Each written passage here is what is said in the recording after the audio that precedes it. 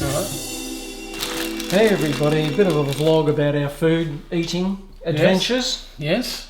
We've been to New Zealand. New Zealand, yes. We've been to India. India, we got that into us. We've been back to Scotland. We're about to go to Canada, Probably Irish. UK, Oh. and the US. You're right. It's like a world trip. I've been everywhere, man. Right. Yeah, so we've had, we've still got a couple to go, but we've done a whole heap of food reviews. Caught up with a little bit from Scott, S125-ish. Scottish, yeah. Still got a couple of your items left, Scott, to do, and we will get to them eventually. But what we're going to talk about is what Luke has been doing. lately. Working. And Luke's Lots been of working. Lots of work. Let's talk about the Australian Open. Australian Open of tennis.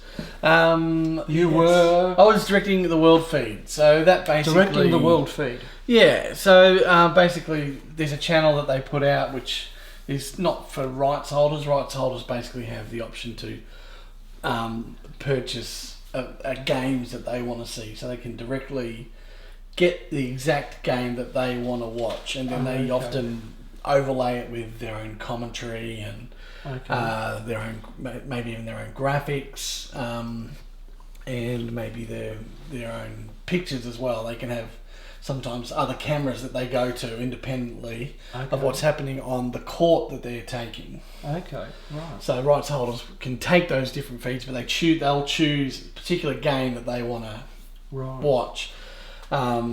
Whereas the world feed is more designed maybe for countries that can't afford that, to say, I want that.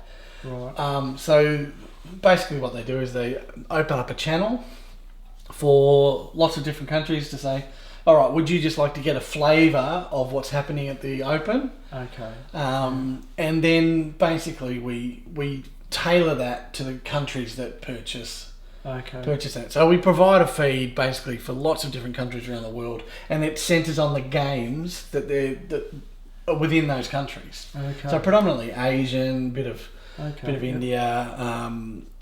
certainly would be other Western countries as well, but basically we cover a lot of the games that wouldn't necessarily be shown in America, wouldn't be necessarily shown in England or even in Australia. Yep. But we also update all of the matches. So you get so as the players sit down, you update all of the match points from every court, plus set points from the important games that are also happening on other courts. So you get lots of information coming at you about what's happening on all the courts throughout the. Okay, now how is that different from what Australians would be watching, like on Channel 7? Well, Australia would tend to take more of the Aussie players. Yeah, okay. So, for example, Japan is one of the people that buy the world feed. Right. So, any Japanese players or players of interest in Japan, we would definitely show them. They wouldn't necessarily be shown in Australia. Yeah, okay. So is this a little bit like what happens at the Olympics, or is it a different sort of setup that they use? It's probably very similar, and I'm not sure of the scale difference. The Olympics is of a larger scale. Yeah. It's still very big. There are a lot of courts. Yep. There's 22 courts. Not all of those have play on them, but most of them do. Okay. So you're probably dealing with at least maybe 16 courts. Right. Of play. Okay. So, and obviously with the Olympics, it's more than 16 sports. Yeah. But it's a similar kind of thing. Countries can choose what they want to see at certain times, and they buy the rights to see the 100-metre sprint that has all an Australian big names. or big names. Big names, or the one for your country. And it would be the same with the world feed. Is kind of that deal. Okay.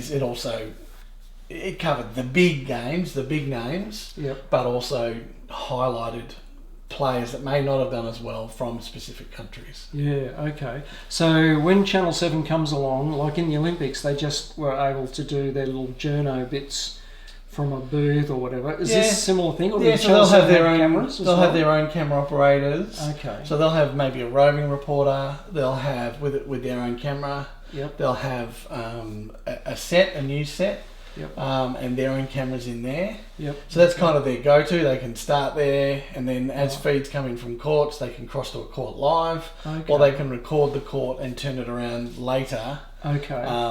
either as if it's happening kind of pseudo live, Right. or they can just play in specific points. So they might play a match point or a set point, Okay. and then update scores. And what about the commentary? Like Channel 7 obviously has they seem to have their own commentators. Are you just supplying vision and sound? Or is there actually people there as well? So the courts individually on their own provide sound from the match.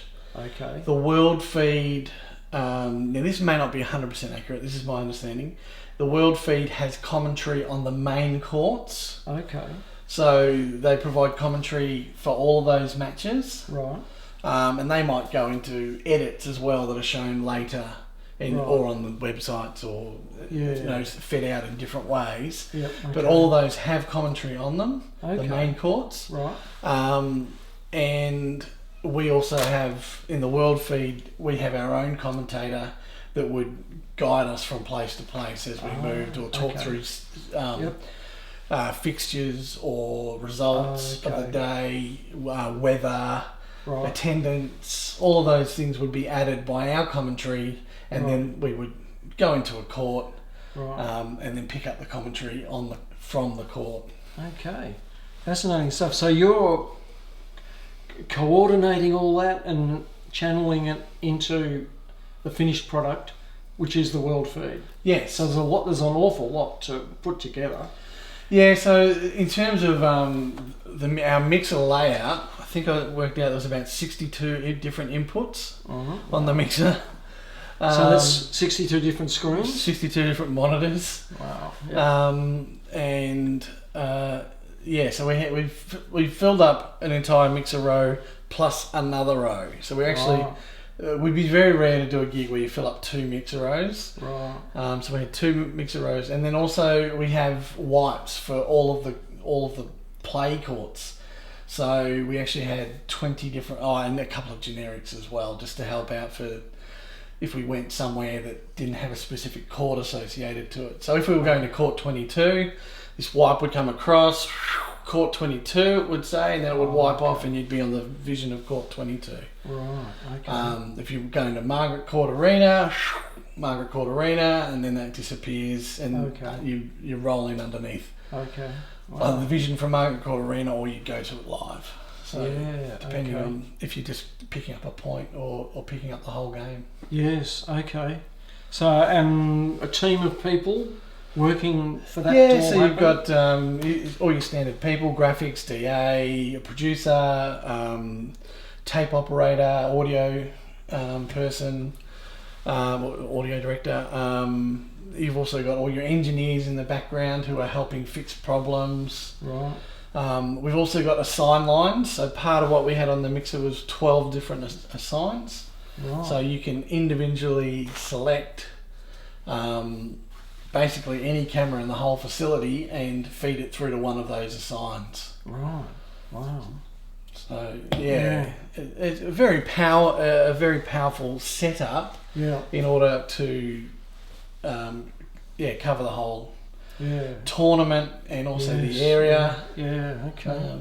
And then you've got comms as well. So you're talking to robot cameras. You might be talking to directors on courts. Right. You might be talking to engineers to sort out problems. Okay. And then obviously the normal communication that would happen between the people, like tapes and audio and producer.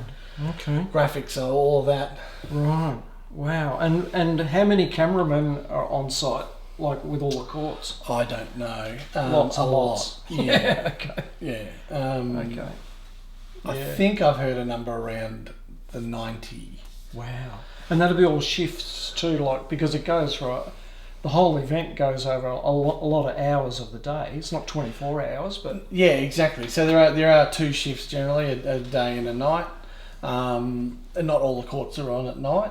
Okay. So right. Market Court Arena, any of the show courts can keep going through the night, Right. and Rod Laver Arena. Yep. And Hisense can go very late as well. Yes. But right. that's actually still just all one shift. Okay. Sorry, there was something else I was going to say in there. In terms of the camera operators, actually, they're covering more courts than they've ever covered before. Okay. In the last couple of years. So actually, it would be more than 90. It would be. There's a lot of robot cameras they've got now. Okay. They're operated by different people, and so Wow. it would be more than that. Yeah. Be Yeah. a lot more. That's a lot of coordinating to happen Yes. for that final feed. Yeah. Okay, so a pretty hectic 2 weeks roughly. Yeah, look, it was probably more hectic setting it up. Once we got into it, you get a rhythm and a flow, and you kind of, you're working with good people, so it was actually relatively calm, okay. the workflow. So it's more just making sure you're hitting the right buttons when you've got, the choice of 80 different buttons to hit at any one time. Wow. You need to, and really at any one point in time, there's only one correct button to hit. So you have to hit it at the right time. So that's probably more of the stressful part, just making sure. Yep. That one. Wow. And and sometimes those choices happen quickly. Yes. Someone might make a late call. Okay, we're going to add that one in. Okay, where's that? Okay, that's on Alpha Bravo Charlie. One of the machines. Wow. Yep. Wow, fascinating stuff. And what other things are coming up? Any more cycling, events? got some skateboarding coming up. It's on Fox Sports, was that? Yes. I'm not sure which channel, but skateboarding will be on that. SBS has had the cycling. Okay. And what else is coming up? Just more family feuds and things like that. More family feuding. Well, a lot more of it. And that's probably going to go the whole year. Yep. Lots of episodes. The other things will come and go. Yep. Yeah, okay.